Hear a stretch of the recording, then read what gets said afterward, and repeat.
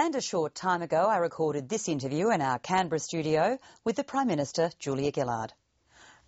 Julia Gillard, you got your deal, but you needed to, did you not? Were you feeling that your credibility was at stake, that you needed a positive and decisive policy outcome to kick off this political year? I thought the nation needed a deal. I thought the nation needed an arrangement which meant we were going to get a better health system.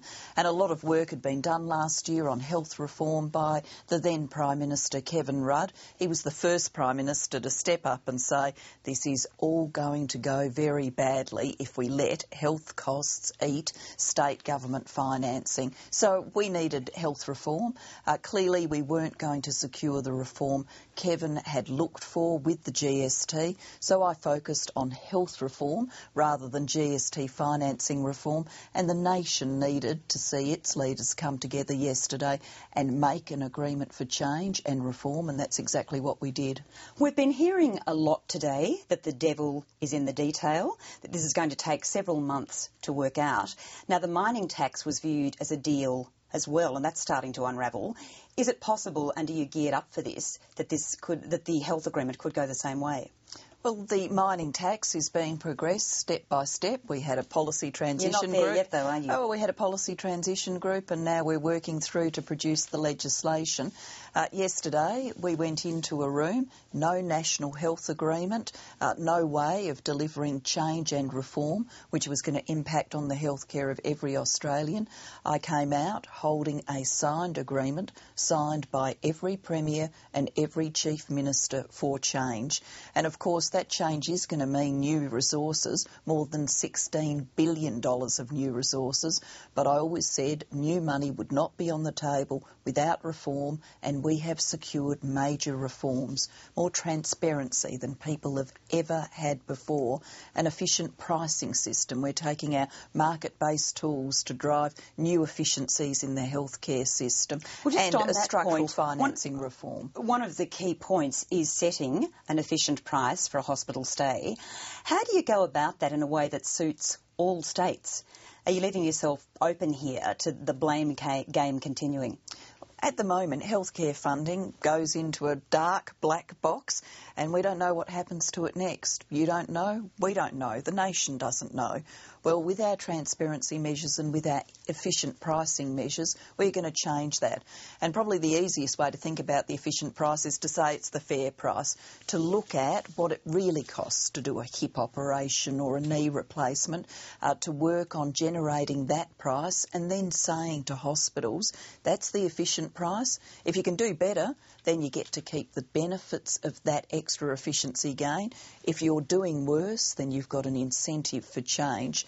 The actual striking of the efficient price will be done by health experts in a pricing authority. And what if the states don't like the efficient price that you've set? Well, the states and territories, by virtue of signing on to health reform, have signed on to the creation of efficient pricing. It's pivotal to the reforms, and it is taking something that works in the market, in other marketplaces. People understand what the right price is. We are taking that kind of market methodology to health. It's not good enough for us to just send cheques to the states and say, whatever you can do for this is fine by us. If there are more efficient ways of doing things, then we want states and hospitals, local hospital networks, striving for those efficiencies. I want every dollar in health to make the biggest possible difference it can. It's why the efficient price is important and why the transparency is so important. Now, the focus here is very much on public hospital funding. Other areas like community health care come under an umbrella that I think is called Medicare Locals. Already there seems to be confusion about how that's going to work and why it doesn't all come under one umbrella. We want to make sure that primary care, first instance care, the care people get in their communities, is better coordinated. At the moment, we've got lots of people out there doing fantastic things, doctors doing great things, practice nurses doing great things, dietitians, speech therapists, and the list goes on. But often people struggle to get the coordinated care they need with complex conditions. If you've got type 2 diabetes, sure, you need a doctor, but you may also need a dietitian to help you improve your health health, you may need a podiatrist because circulation problems mean you're at risk of an amputation, and so on. Medicare Locals will help coordinate that primary care. We want to grow and strengthen the primary care system whilst we're also developing local hospital networks so communities have more say in the running of hospitals in their area, whilst the other reforms are showing benefits, the transparency, the efficient price, the more money that comes with the agreement signed yesterday. Can you understand disappointment amongst some medical and healthcare professionals that they feel that they have been sidelined? Well, the voice of medical and healthcare professionals has been well and truly heard over the last few years. We had, of course, Christine Bennett, a very eminent Australian, guide a reform commission to generate a reform blueprint. Then former Prime Minister Rudd did a lot of work and a lot of consultation to generate reforms. But the truth is that all ended up falling victim to a political discussion about the goods and services tax. And I think many medical and health professionals would have been saying to themselves, well, I'm not a tax expert. What I want to see is better health care. Well, the national agreement that I struck yesterday is about better health care. I've said I wanted to get away from politicians arguing with politicians about the goods and services tax and who should hold it and have it.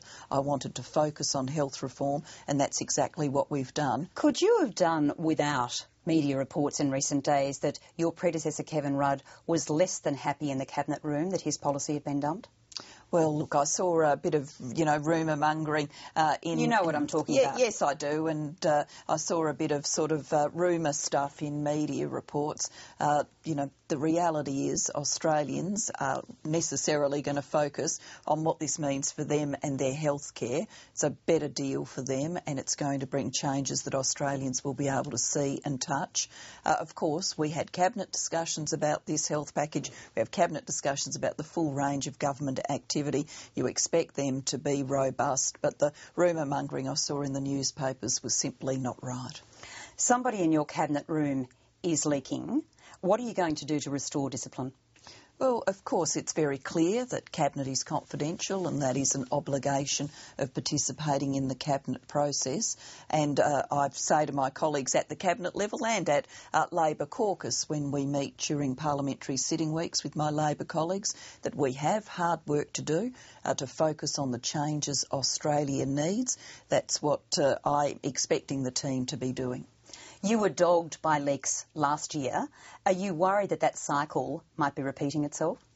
The only thing that's been on my mind in the past few days is all of the intensive work it's taken to strike a major national health reform deal. How would you rate your first months in office? Was it the year from hell? And have you needed to start afresh? Look, it's not about me putting labels on things, of course. 2010, as is very publicly known, had some moments of great difficulty for me. Very difficult election campaign, and before that, of course, a very difficult decision about offering myself for consideration for this position. But 2010, people can write the history books, take whatever perspective they like. As Prime Minister, my determination is that 2011 is a year of decision and delivery. Yesterday was about decision and delivery, deciding that the nation needed a better healthcare system and delivering it with a national agreement signed up to by all premiers and chief ministers. Julia Gillard, we'll leave it there. Thank you very much for joining us. Thank you.